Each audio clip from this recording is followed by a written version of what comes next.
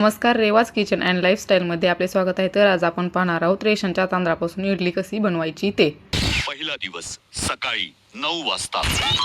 तर इडलीसाठी आपल्याला 3 ग्लास किंवा 3 कप तांदूळ लागणार आहेत. तर ते आपण एका भांड्यामध्ये घ्यायचे आणि ते स्वच्छ 2 किंवा 3 पाण्याने स्वच्छ धुवून घ्यायचे. नंतर आपण ते धुतलेले तांदूळ त्यामध्ये थोडंसं पाणी भरपूर पाणी घालून ते 5 ते 6 तास भिजण्यासाठी साईडला ठेवून घ्यायचे. त्यानंतर आपण तांदळाच्या निम्मीच म्हणजेच 3 कप तांदूळ घेतले असते तर 1.5 कप उडदाची डाळ घ्यायची.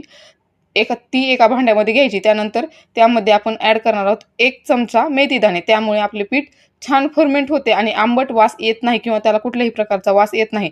उडदाची डाळ आणि हे मेथीदाणे आपण जे घेतले आहेत ते स्वच्छ धुवून 2-3 पाण्याने घेऊ आणि 2-3 पाण्याने धुतल्यानंतर त्यामध्ये भरपूर असं पाणी घालून तेही 5 ते 6 तास भिजण्यासाठी साईडला झाकून ठेवू.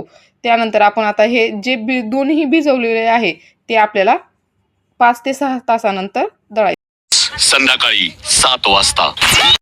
इडलीचं पीठ दळण्या अगोदर आपण 10 ते 12 मिनिट 1 कप पोहे जे आपले इडलीचं पीठ सॉफ्ट करण्यास मदत करतात ते आपण 10 मिनिटं भिजवून साईडला ठेवून घेऊ. त्यानंतर आपण भिजत घातलेली उडदाची डाळ मिक्सरच्या भांड्यामध्ये थोडी करून वाटून घेऊ. त्यामध्ये थोडी डाळ टाकायची. त्यानंतर थोडंसं त्या डाळीतलंच पाणी टाकायचं आणि आपण मिक्सरमध्ये छान रवाळ टेक्स्चरमध्ये वाटून घेऊ.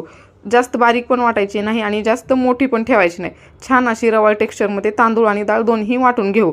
आणि त्यानंतर आपले जे पोहे आहेत ते पण थोडंसं पाणी घालून वाटून घ्यायचे.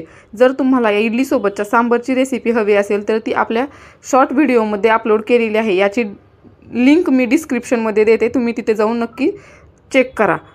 त्यानंतर आपण जे इडलीचं पीठ सगळं दळलेलं आहे, पोहे, डाळ, तांदूळ, ते छान असं एका भांड्यात काढल्यानंतर एकाच दिशेने म्हणजेच क्लॉकवाईज किंवा अँटी क्लॉकवाईज कोणत्याही एकाच दिशेने तुम्ही छान हाताने किंवा पळीच्या साह्याने फेटून घेऊ शकता.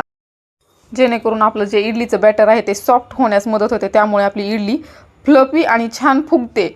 मध्येच खड्डा किंवा असं काही होत नाही. त्यामुळे घशात दाटल्यासारखी होत नाही. त्यामुळे छान एकाच दिशेने पीठ फेटून घ्यायचं. त्यानंतर आपलं जे पीठ आहे यामध्ये कुठला सोडा किंवा काहीही घालायचं नाही. ते छान मुरण्यासाठी आपल्याला रात्रभर किंवा 5 ते 6 तास तुम्ही ठेवू शकता. दुसरा दिवस सकाळी 8 वाजता. त्यानंतर पाहू शकता आपलं पीठ किती छान फर्मेंट झालेलं आहे. त्यामध्ये आपण कुठलाही सोडा किंवा इनो काहीही टाकले नाही तरीसुद्धा आपलं पीठ छान फर्मेंट झालेलं आहे. त्यानंतर आपण या पिठाला छान असं एकाच दिशेने फेटून घेऊ थोडा वेळ. त्यामुळे आपले पीठ असं त्या फ्लफी होतं. त्यामध्ये आपण कुठलंही जास्तीचं पाणी किंवा काहीही ॲड केलेलं नाही. त्याचं टेक्स्चर तुम्ही बघू शकता. त्यानंतर आपलं चवीनुसार मीठ टाकायचं आणि मीठ मिक्स होण्यासाठी थोडंसं फिरवून घ्यायचं. यामध्ये दुसरं पाणी जास्त पातळ करायचं नाही, कारण आपली इडली जास्त पातळ केल्यावरती फुगत नाही व्यवस्थित. त्यामुळे आपण दुसरं पाणी ॲड करायचं नाही. त्यानंतर आता आपण ज्या इडलीचं भांड्याला हे करणार आहोत त्या आपल्या प्लेटला तेल ग्रीस करून घेऊ. तुम्ही हातातला किंवा चमच्याने कशानेही ग्रीस करू शकता. त्यानंतर आपलं जे बॅटर आहे ते या प्लेटमध्ये ओतून घ्यायचं. जास्त पण ओतायचं नाही, कारण आपली इडली फुगल्यावर त्या प्लेटच्या सातच्या जो असतो त्याच्या बाहेर येते. त्यामुळे प्रमाणात पीठ त्यामध्ये टाकायचं. त्यानंतर सगळ्या आपल्या जेवढ्या इडलीच्या भांड्याच्या प्लेट आहेत त्या सगळ्या अशा भरून घ्यायच्या. त्यानंतर आपण जे इडलीचं खाली भांडं असतं त्यामध्ये थोडंसं पाणी टाकायचं. त्यामुळे आपले वाफ निर्माण होऊन इडली छान फुगते. त्यामुळे त्यामध्ये भरपूर पाणी टाकायचं. त्यानंतर आपल्या ज्या प्लेट आहेत त्या ठेवून घ्यायच्या. प्लेटला जे आपले 3 वेज असतात ते खालच्या प्लेटच्या वरती दुसऱ्या प्लेटचे वरची जी प्लेट आहे त्याचे वेज येऊ द्यायचे, कारण त्याचं जे आपलं वाफेचं पाणी असतं ते खालच्या इडलीवर पडू नये. त्यामुळे ते वेज एकमेकांच्या अपोजिट ठेवायच्या इडल्या.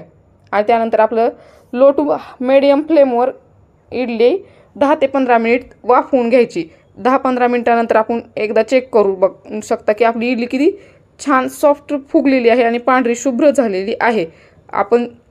जर तुम्ही आपल्या चॅनलला सबस्क्राईब केलं नसेल तर नक्की सबस्क्राईब करा आणि लाईक, शेअर आणि कमेंट करा. त्यानंतर तुम्हाला कुठली नंतर रेसिपी हवी आहे तेही कमेंट करून सांगू शकता.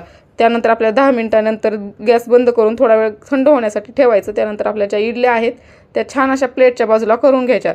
त्यानंतर आपली बघू शकता इडली किती छान सॉफ्ट मऊ फ्लफी झालेली आहे. कुठेही घशामध्ये खाताना दाटल्यासारखी होत नाही. जर तुम्हाला रेसिपी आवडली तर लाईक, शेअर, कमेंट करू शकता. धन्यवाद. थँक्यू.